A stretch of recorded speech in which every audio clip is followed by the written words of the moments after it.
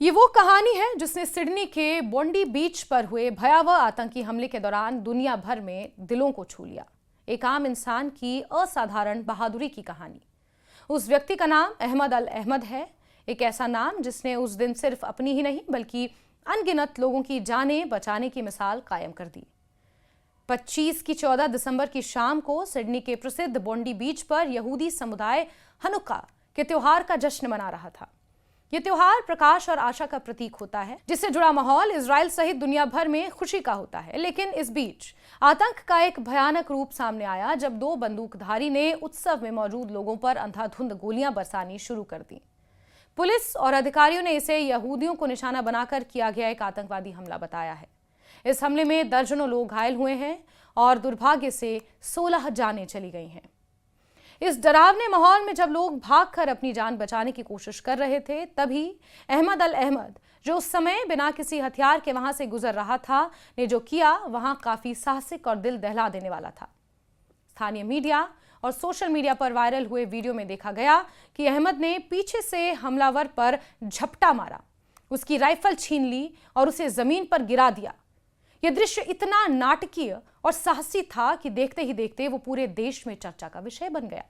अब आपको बताते हैं कि आखिर कौन है अहमद अल अहमद। अहमद की पहचान 43 वर्षीय फल विक्रेता और सिडनी निवासी के रूप में हुई है। वो सिडनी के दक्षिण उपनगर सदरलैंड में रहता है और फल की दुकान चलाता है। परिवार वाले बताते हैं कि अहमद के पास बंदूक चलाने का कोई अनुभव नहीं था, फिर भी उसने खतरे की परवाह किए बिना किसी ट्रेनिंग के हमला करने वाले व्यक्ति पर हमला किया। उसके इस साहसी कदम से वहां मौजूद कई लोगों की जान बच गई। जब गोलियां बरस रही थी तो वीडियो में अहमद को पहले पार्क की कई गाड़ियों के पीछे छिपते हुए देखा गया।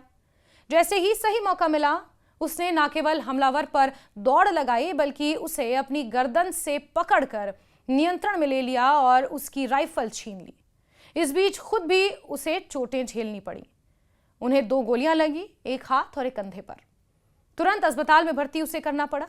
उसके चचेरे भाई मुस्तफा ने बताया कि अहमद को सर्जरी की जरूरत है और उसका इलाज चल रहा है। परिवार और दोस्त उसे पूरी तरह से हीरो मानते हैं और उसकी जल्द स्वस्थ होने की कामना करते हैं। उसकी बहादुरी पर केवल आम लोग ही नहीं बल्कि ऑस्ट्रेलिया के प्रधानमंत्री एंथनी अल्बनीज ने भी उसे हीरो कहा और उनके साहस की सराहना की।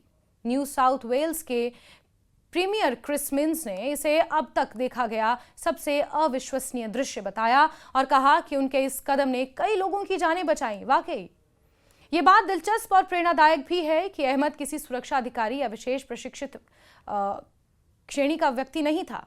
वो बस एक आम इंसान था, एक पिता, एक फल विक्रेता।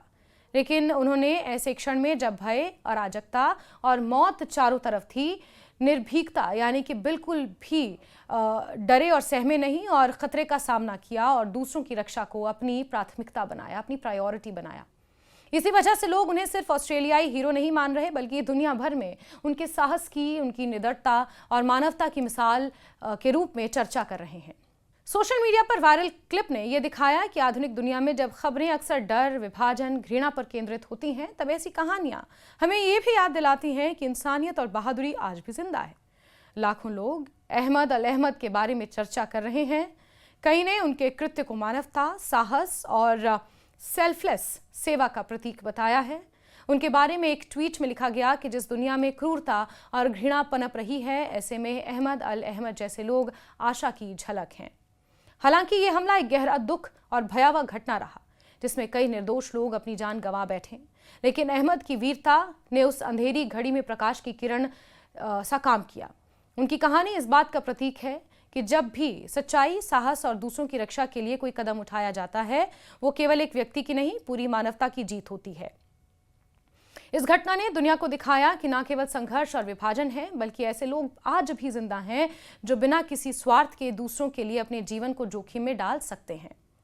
अंत में अहमद अल अहमद की कहानी ये याद दिलाती है कि बहादुरी की परिभाषा केवल युद्ध क्षेत्र में नहीं मिलती बल्कि तब मिलती है जब कोई आम इंसान बिना किसी इंतजार या प्रशिक्षण के अपने भीतर की हिम्मत को बाहर लाकर दूसरों की रक्षा करता है। परिवार वाले बताते हैं कि अहमद के पास बंदूक चलाने का कोई अनुभव नहीं था, फिर भी उसने खतरे की परवाह किए बिना किसी ट्रेनिंग के हमला करने वाले व्यक्ति पर हमला किया। उसके इस साहसी कदम से वहां मौजूद कई लोगों की जान बच गई। उनके इस अदम्य साहस ने बॉन्डी बीच के उस अंधेरे क्षण को एक प्रेरणादायक कथा में भी बदल दिया, जिसे याद रखा जाएगा।